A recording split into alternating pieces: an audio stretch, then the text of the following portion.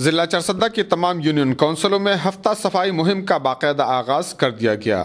ہفتہ صفائی مہم میں عوامی نیشنل پارٹی کی ضلعی صدر خالد خان، ضلعی رہنما محمد احمد خان، تحصیل میونسپل آفیسر چارسدہ میاں انیس الرحمان، میونسپل ایڈمنسٹریشن سٹاف اور علاقے کی رضاکاروں سمیت عوام نے شرکت کی۔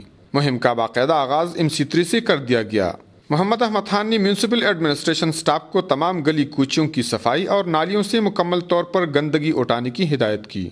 میڈیا سے بات چیت کے دوران محمد احمد خان نے کہا کہ تمام علاقوں کی نالیوں کو کیچڑ سے خالی کرایا جائے گا، جبکہ کوڑے کو ٹریکٹروں کے ذریعے مکمل طور پر صاف کیا جائے گا۔ انہوں نے کہا کہ گندگی کو شہر سے کئی کلومیٹر دور پھینکا جائے گا، جس سے پیدا ہونے والی بدبو سے شہر مکمل طور پر محفوظ ہوگا۔ تحصیل municipal deputy officer Tariq Khan Khattak اور ایریا انچارج اسماعیل خان نے کہا کہ وسائل کی کمی کے باوجود شہر کی صفائی میں کوئی کسر نہیں چھوڑی جائے گی۔ انہوں نے کہا کہ ضلع بھر کی صفائی کے لیے تمام مشینری اور سٹاف کو بروئے کار لایا جائے گا۔ کفایت اللہ، اے نیوز، چارسدہ۔